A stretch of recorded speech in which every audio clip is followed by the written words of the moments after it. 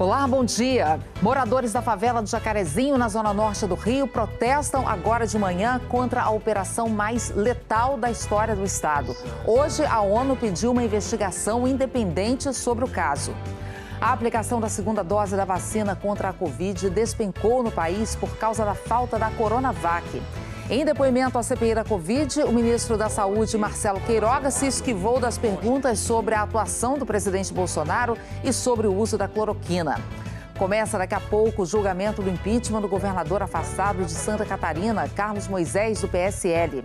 A Prefeitura de Manaus decretou situação de emergência por causa da cheia do Rio Negro, que está prestes a bater o recorde histórico. No futebol, tem a goleada do Grêmio por 8-0 na Copa Sul-Americana. E às vésperas do Dia das Mães, famílias separadas pela Covid estão se reencontrando graças à vacina. Hoje é sexta-feira, 7 de maio. Bom Dia Brasil está começando.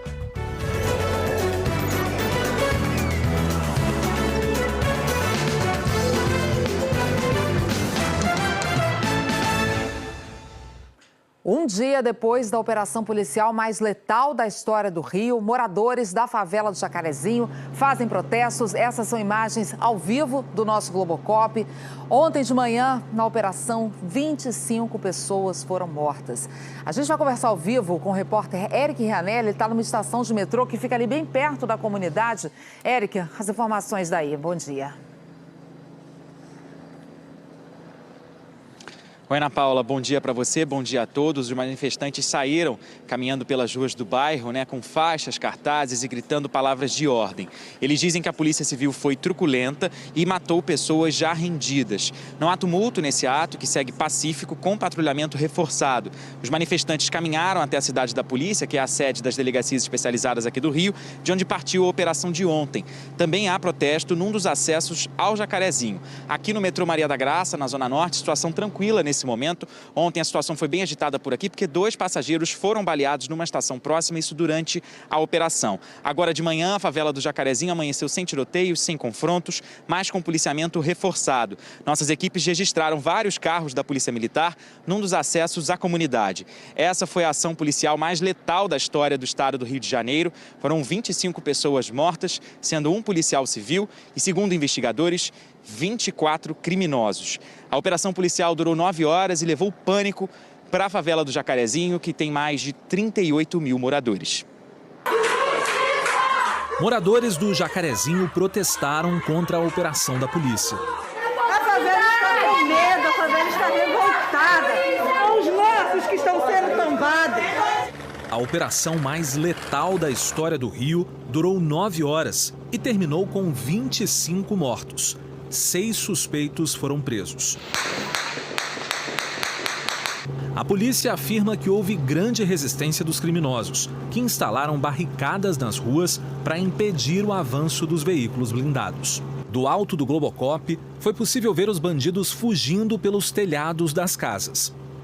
A polícia diz que a operação foi baseada numa denúncia do Ministério Público, que pediu a prisão de 21 suspeitos identificados com fotos e perfis nas redes sociais. E também se baseou numa investigação sigilosa, que trataria do aliciamento de crianças e adolescentes pelo tráfico. Em junho do ano passado, o Supremo Tribunal Federal proibiu operações policiais em comunidades durante a pandemia. Só ações excepcionais são permitidas e precisam ser comunicadas ao Ministério Público. Todos os protocolos exigidos na decisão do STF foram cumpridos, sem exceção. Há de se discutir o que se entende por excepcionalidade. A gente está tratando de algo que talvez seja até superior à questão da excepcionalidade. A gente foi, de alguma forma, impedido ou minimamente dificultada a atuação da polícia em algumas localidades. O resultado disso nada mais é do que o fortalecimento do tráfico. O Ministério Público do Rio informou que a operação do Jacarezinho foi comunicada depois de já ter iniciado, às 9 da manhã. O MP esclareceu ainda que a realização de operações não requer prévia autorização, desde que seja comunicada e justificada. E afirmou que adotou medidas para abrir uma investigação e verificar as circunstâncias da operação e das mortes. Muitos moradores denunciaram a ação da polícia em vídeos divulgados em redes sociais. Esse mostra rastros de sangue nas ruas e dentro das casas. A gente está recebendo muitas imagens, muitos áudios que dizem que houve invasão de casas, houve destruição de patrimônio, houve há suspeitas de execuções extrajudiciais, ou seja, as pessoas foram mortas sem chance de defesa, já dominadas. É inaceitável a gente ver que, novamente, a Política de Segurança Pública do Rio de Janeiro prioriza a letalidade como principal estratégia. Não tem nenhum suspeito aqui, né? A gente tem criminoso, bandido, traficante e homicida, porque eles tentaram matar os policiais. Em nota, o governo do estado do Rio lamentou as vidas perdidas na operação da Polícia Civil e disse que a ação foi pautada e orientada por um longo e detalhado trabalho de inteligência e investigação durante 10 meses. E que, para garantir transparência e lisura, todos os locais de confrontos e mortes foram periciados. Entre os 25 mortos está o policial civil André Frias, de 48 anos. Ontem a gente chegou a dar essa notícia triste ainda aqui no Bom Dia Brasil. O enterro do policial será agora de manhã.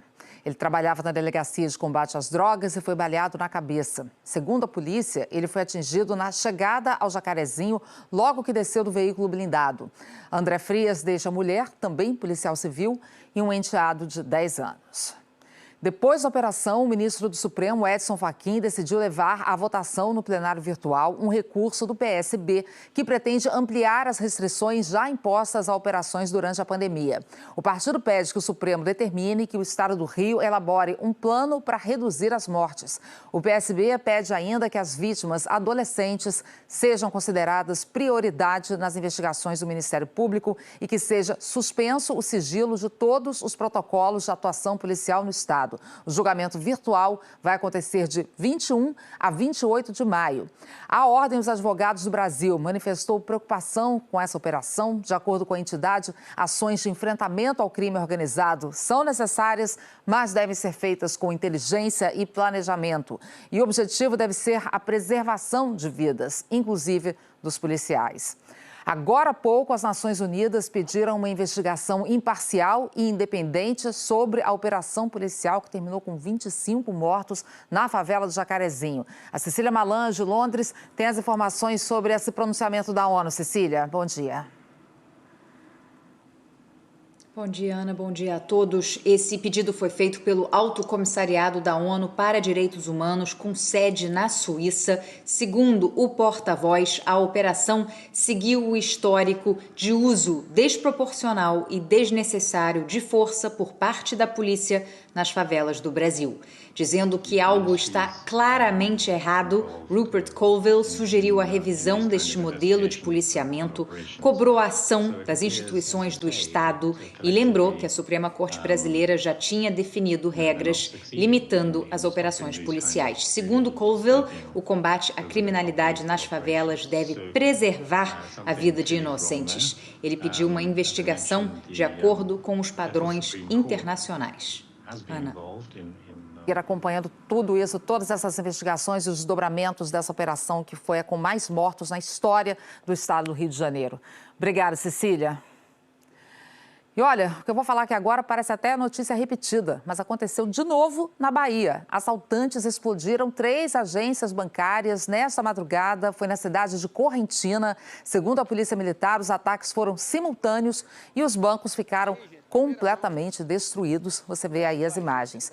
Com as explosões, a cidade agora só tem uma agência bancária em funcionamento. Até agora ninguém foi preso e este é simplesmente o 24º ataque a agências bancárias na Bahia este ano. Já é mais do que o do ano passado inteiro. Nosso assunto agora é vacina ou a falta dela. 10 capitais estão com a aplicação da segunda dose da Coronavac suspensa por falta do imunizante. Aqui no telão, o levantamento que foi feito pelo G1. Temos aqui em laranja, a Lísia viu Belo Horizonte e Porto Alegre, que são 2 capitais que estão apenas com a segunda dose suspensa. As outras 8 que estavam ali marcadas não têm nem a primeira, nem a segunda dose da Coronavac. Bom, são as seguintes capitais para você: Campo Grande, Porto Velho, Teresina, Natal, Recife, Maceió, Aracaju e Salvador. E um levantamento da Confederação Nacional de Municípios aponta que pelo menos 1.305 municípios registraram falta de segunda dose nesta semana. O Ministério da Saúde informou que já começou a distribuir aos estados o lote de 1 milhão de doses da Coronavac, que foi entregue ontem pelo Instituto Butantan.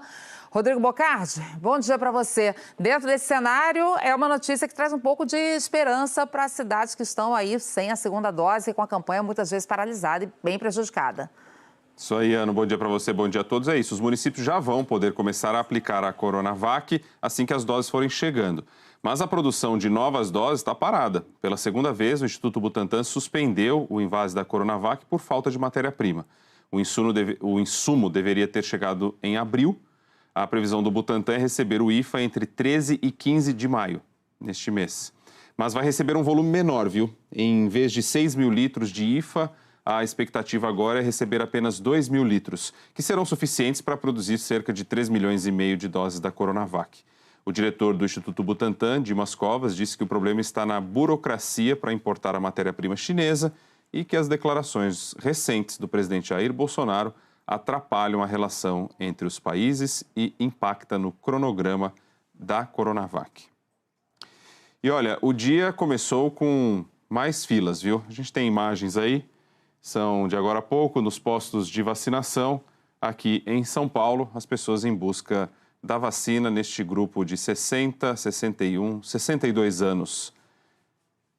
Turma aí em busca de vacina. A gente tem postos de vacinação e um movimento bem menor em drive-thru, onde estão os carros, alguns espalhados pela cidade. Fila que ontem a gente viu bastante também. Vamos dar uma olhada. Nesta unidade básica de saúde na zona sul de São Paulo, a distribuição de senhas à tarde estava tranquila. A Vilma, que é cobradora de ônibus, esperou menos de meia hora. Um pouco, meio aliviada, né? Porque é a primeira dose e vamos aguardar agora julho para tomar a segunda. A Elizabeth também foi ao posto à tarde. Não tinha ninguém na frente dela. Desde cedo eu tô para vir, né? Tanto que eu ia deixar para vir amanhã. Mas eu falei, não, vou passar por lá, ver como que tá, porque eu moro aqui perto. Quanta diferença em relação ao período da manhã. UBSs em várias regiões da cidade tinham filas que dobravam o quarteirão. Conforme vai diminuindo a idade, vai aumentando o número de pessoas. A ex-coordenadora do Programa Nacional de Imunizações, Carla Domingues, atribui as filas em frente aos postos de saúde à desorganização e ao medo de faltar vacina. Este grande problema dessa escassez de vacina é que faz com que haja essa disputa pela vacina nesse momento. Se nós tivéssemos regularidade do envio das doses, né, possivelmente a gente não estaria vendo essas cenas, né, ou de escassez ou de busca excessiva da vacina no momento que ela chega.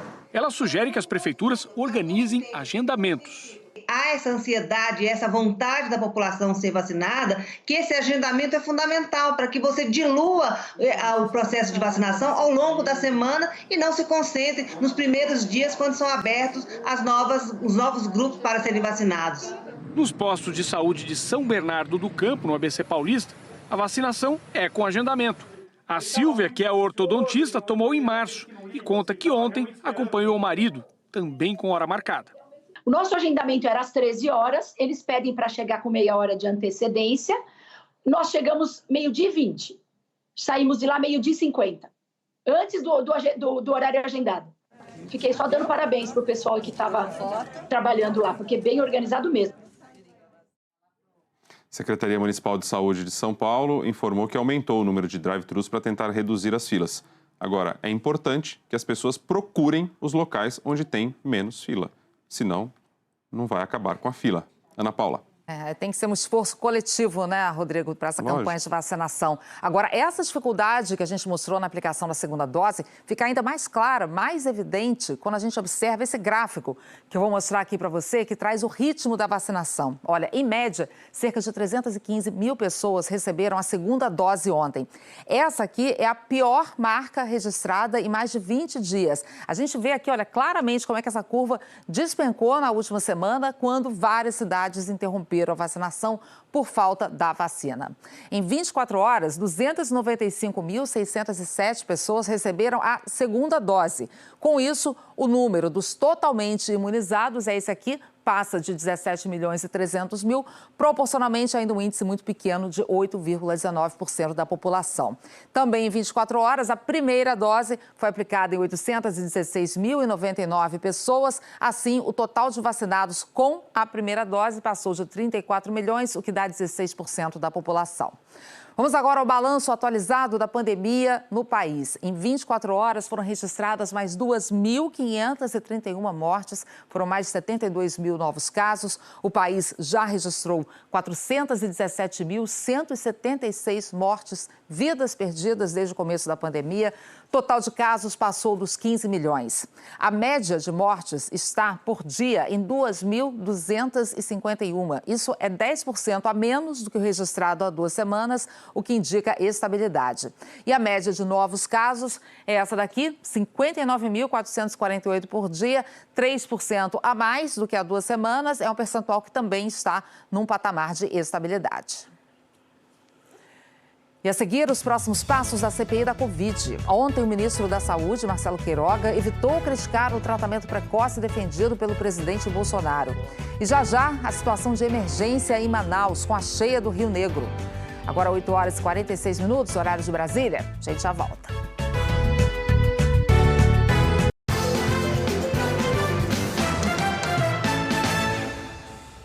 No depoimento mais longo da CPI da Covid, o ministro da Saúde, Marcelo Queiroga, se esquivou de responder sobre a atuação do presidente Bolsonaro durante a pandemia. Foi evasivo também sobre a recomendação do uso da cloroquina, mas declarou que a vacina é decisiva. Vamos então lá para Brasília. Juliana Morrone vai trazer os detalhes da CPI. Juliana, bom dia. Como previsto, o clima ontem esquentou. Oi, Ana, bom dia a você, bom dia a todos. Ana, a gente que acompanhou ali o depoimento para e passo, notou que os senadores perguntavam e o ministro da Saúde respondia que não iria emitir juízo de valor. Os senadores ficaram irritados quando Queiroga não quis responder sobre o uso da cloroquina, mesmo sendo médico. O ministro procurou não desagradar o presidente Bolsonaro, nem falar nada que o comprometesse. O depoimento de Marcelo Queiroga encerrou a primeira semana de audiências da CPI. O ministro da Saúde ficou mais de 10 horas à disposição dos senadores. Em vários momentos, Queiroga foi cobrado a dar respostas mais objetivas às perguntas feitas pelos parlamentares. As primeiras foram sobre a gestão de ministros que o antecederam, como Eduardo Pazuello. Essa função de avaliar os meus antecessores, não só o meu antecessor imediato, como os demais, existem instâncias próprias para fazer esse tipo de avaliação. É esta comissão parlamentar. Esta comissão é uma delas. A instância própria é essa. E sobre o uso da cloroquina, que não tem eficácia comprovada pela ciência para tratamento da Covid. Vossa Excelência compartilha da opinião do presidente da República sobre o tratamento precoce, especialmente sobre o uso da cloroquina para pacientes de Covid-19? Senador, essa é uma questão técnica que tem que ser enfrentada pela Conitec. Eu aqui já me referi acerca dos protocolos. A Conitec é uma comissão do SUS que assessora o Ministério em decisões sobre protocolos de saúde. O relator, Renan Calheiros, insistiu em falar sobre tratamento precoce. Os governistas reclamaram da condução das perguntas. Houve bate-boca. O relator está tentando induzir a testemunha. Isso não é permitido. Não, senhor. Não, isso não é permitido. Senhor. Até minha filha de 12 anos falaria sim ou não. Sob pressão, o ministro procurou minimizar a relevância do tema. Essa questão do tratamento precoce não é decisiva no enfrentamento à pandemia. O que é decisivo é justamente a vacinação e as medidas não farmacológicas. O uso de máscaras e o distanciamento são as medidas não farmacológicas mais conhecidas. Os senadores governistas também fizeram perguntas, mas deram enfoque a pontos que o Palácio do Planalto tem interesse em explorar, como o uso de verbas federais pelos estados. A corrupção, então, ela pode, de alguma forma, ter colaborado aí, supostos desvios em estados e municípios para a mortandade de mais brasileiros? com certeza, não só no ambiente pandêmico, como fora da pandemia, né? O senador Renan Calheiros e o vice-presidente da CPI, Randolph Rodrigues, ironizaram a mudança de postura do ministro, que passou a responder às perguntas dos governistas sem rodeios. Na avaliação dos senadores que comandam os trabalhos da CPI, Marcelo Queiroga foi orientado a se esquivar para evitar atritos com o presidente Jair Bolsonaro. Foram raros os momentos em que o ministro não usou essa estratégia. Marcelo Queiroga indicou que discorda de Bolsonaro sobre o isolamento vertical, restrito para idosos e pessoas com comorbidades. A medida é defendida pelo presidente como uma alternativa ao distanciamento social. O ministro disse que essa é uma tática ultrapassada. Queiroga também condenou aglomerações. A pergunta que eu faço: as aglomerações que o presidente Bolsonaro faz sistematicamente ajuda a proliferar o vírus, sim ou não? Eu já me manifestei a respeito. Estou perguntando de novo. Toda aglomeração deve ser dissuadida, independente de quem faça. O senador Fabiano Contarato foi um dos últimos a questionar o ministro. Só por curiosidade, o senhor já tomou ivermectina ou hidroxicloroquina? Não, senhor. Nunca usei. Tá bom. Eu tomei vacina. Enquanto Marcelo Queiroga prestava depoimento, o jornal Estado de São Paulo revelou que o secretário-geral da Presidência da República, Onyx Lorenzoni, foi ontem à tarde ao Hotel de Trânsito do Exército, onde Eduardo Pazuello mora.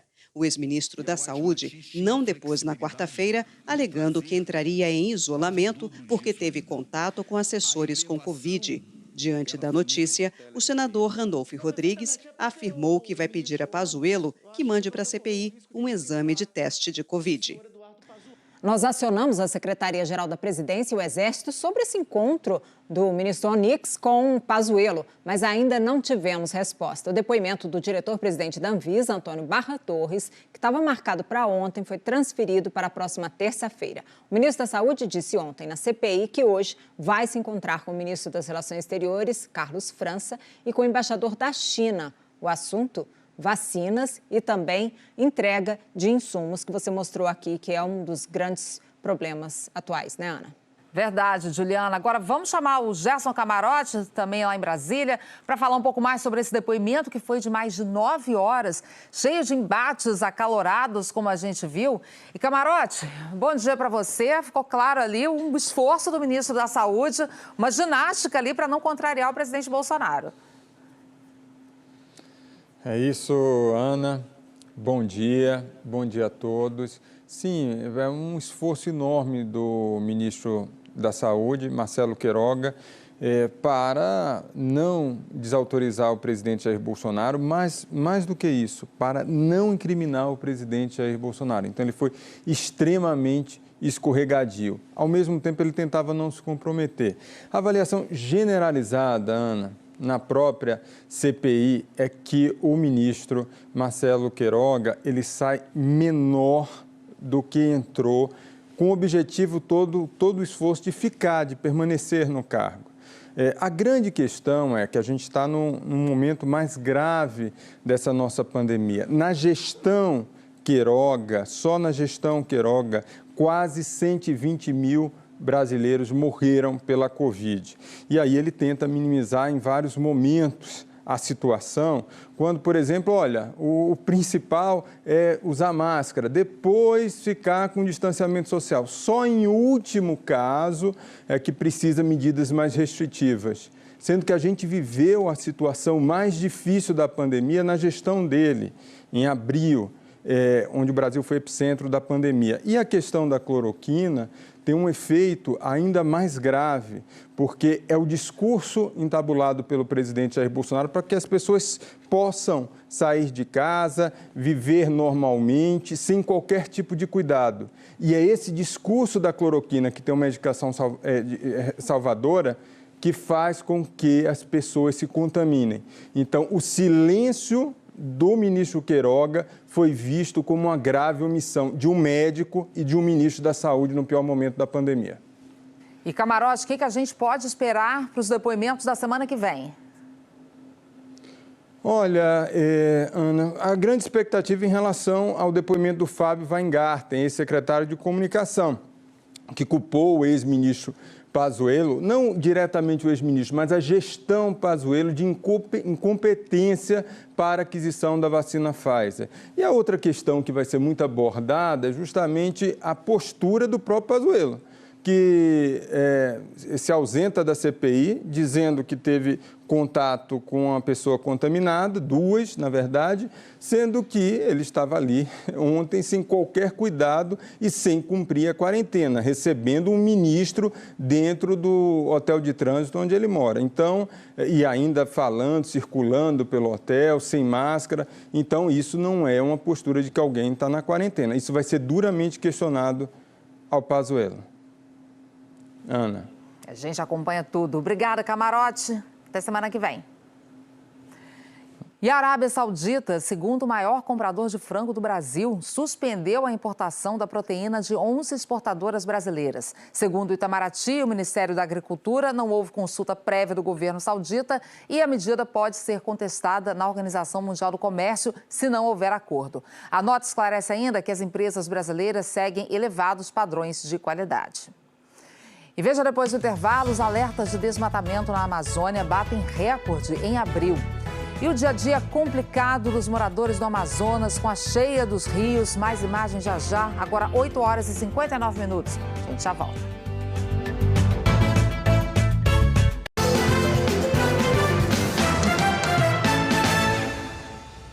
A Prefeitura de Manaus decretou estado de emergência por causa da cheia do Rio Negro. Autoridades alertam que o recorde histórico pode ser superado este ano. Os moradores já enfrentam obstáculos até para sair de casa. O Rio Negro atingiu 29 metros e 29 centímetros, índice considerado cota de inundação severa.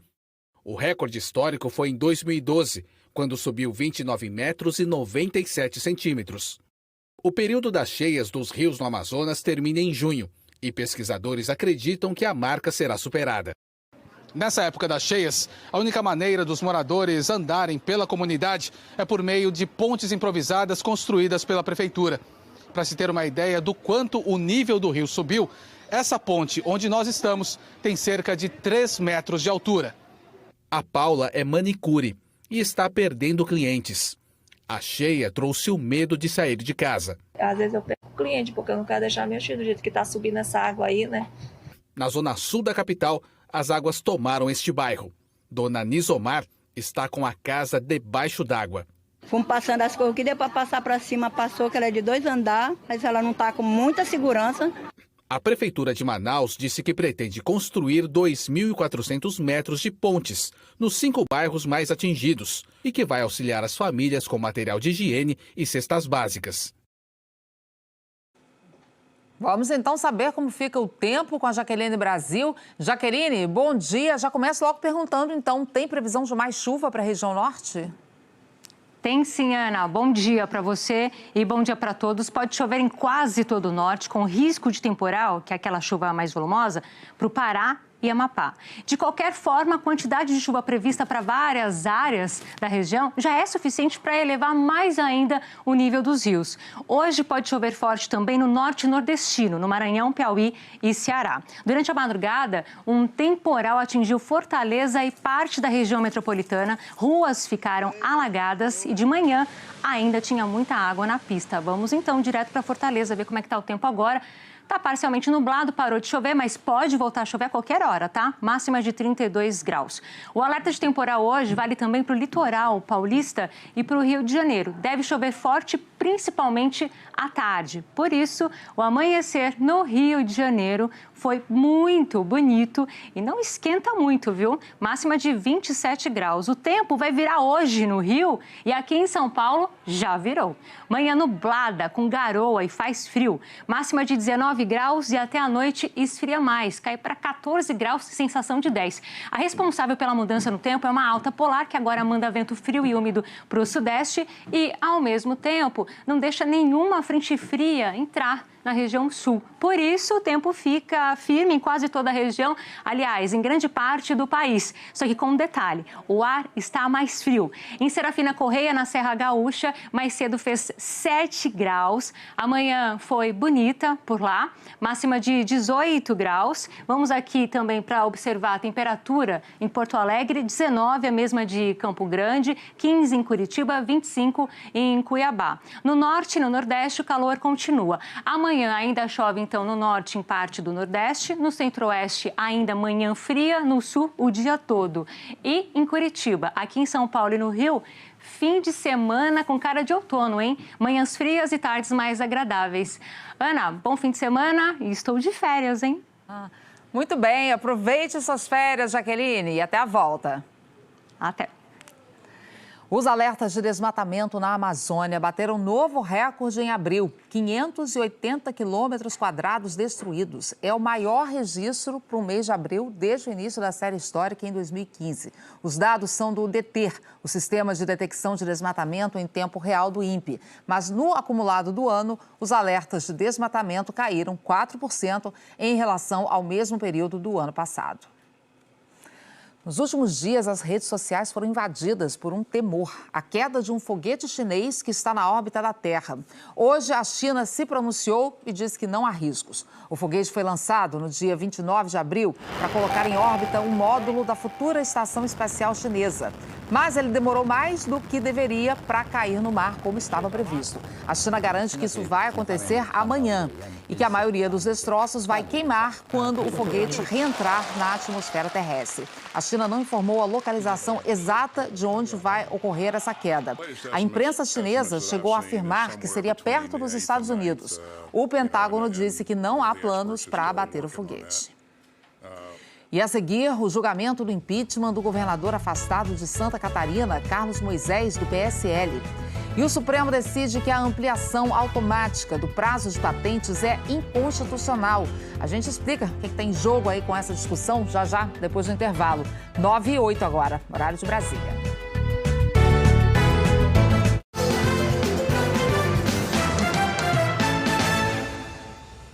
Em Santa Catarina, vai ser decidido hoje o futuro do governador afastado Carlos Moisés, do PSL. Ele está sendo julgado por crime de responsabilidade na compra de respiradores. Vamos falar com o repórter Júlio Ettore, que tem os detalhes dessa decisão de hoje. Bom dia, Júlio. Bom dia, Ana. O julgamento começou agora há pouco depois das 9 da manhã. 5 deputados e 5 desembargadores do Tribunal de Justiça vão decidir se Carlos Moisés é ou não responsável pela compra sem licitação de 200 respiradores para o tratamento da Covid-19. O estado de Santa Catarina pagou 33 milhões de reais adiantados e os modelos comprados nunca foram entregues. Na investigação criminal, a Polícia Federal não encontrou indícios de participação de Carlos Moisés. O STJ decidiu arquivar o inquérito por falta de provas. Esse pedido de impeachment foi apresentado por um grupo de advogados e empresários no ano passado. Para que Moisés perca o cargo em definitivo, pelo menos 7 dos julgadores precisam votar pelo impeachment. Ana. Ok, obrigada, Júlio, pelas informações. O Supremo Tribunal Federal derrubou a norma que permite a extensão automática do prazo de vigência de patentes. Semana que vem, o Supremo decide quando o veto começa a valer e quais setores serão afetados. E por causa da pandemia, há uma expectativa aí, né, Juliana, que no caso dos remédios, a aplicação dessa decisão seja imediata. A ver, né, Ana? Olha, por 9 votos a 2... foi derrubada a permissão para aumentar o prazo das patentes de forma automática. Os detalhes dessa decisão só vão ser decididos na semana que vem. O Instituto Nacional de Propriedade Industrial, INPI, calcula que mais de 3.000 patentes de registros farmacêuticos protegidos por essa legislação poderiam ser quebrados. A maioria dos ministros do Supremo acompanhou o relator Dias Toffoli. Eles concordaram que é inconstitucional a regra da Lei de Propriedade Industrial que permite aumentar o prazo de exclusividade de patentes quando o INPI, Instituto Nacional de Propriedade Industrial, demora para analisar os pedidos. O ministro Luiz Roberto Barroso discordou do relator e foi acompanhado pelo presidente do Supremo, Luiz Fux. Barroso disse que quem inventa algo não pode ser prejudicado pelo atraso do INPE na análise do pedido de registro. Ele também argumentou que o dispositivo está previsto numa lei aprovada pelo Congresso e que, portanto, é o Legislativo que poderia rever o assunto. Eu estou julgando improcedente o pedido e eu reitero, não é por achar que este regime jurídico seja melhor ou pior, é por achar que não cabe ao judiciário esta avaliação. A Lei de Propriedade Industrial prevê que uma patente pode ter validade por até 20 anos. Mas, na prática, com a demora para a análise dos pedidos, esse prazo tem chegado a 30 anos em muitos casos. Para o ministro Dias Toffoli, prolongar, por exemplo, o direito à exclusividade de um remédio prejudica a concorrência, dificulta o acesso ao medicamento e aumenta os custos para o SUS. Os ministros Edson Fachin, Rosa Weber, Carmen Lúcia, Ricardo Lewandowski, Gilmar Mendes e Marco Aurélio acompanharam o relator e julgaram inconstitucional a regra que garante prorrogação automática do prazo de vigência de uma patente apenas em decorrência da demora do INPE. O decano do tribunal disse que a medida prejudica a concorrência. Sou favorável à liberdade de mercado. Sou favorável à concorrência. Isso é que garante ao cidadão opção. Isso é que garante ao cidadão preços razoáveis. Na semana que vem, o Supremo vai decidir se a mudança vai retroagir ou se valerá apenas para futuros pedidos de patentes, como sugeriu o relator, Ana. Ok, vamos acompanhar. Obrigada, Juliana. Depois do intervalo, no futebol foram 5 jogos com 21 gols. Destaque para o Grêmio, que venceu por 8-0. E o reencontro de famílias separadas pela Covid, agora unidas pela vacina. A gente mostra mais já já. Agora 9h17, horário de Brasília.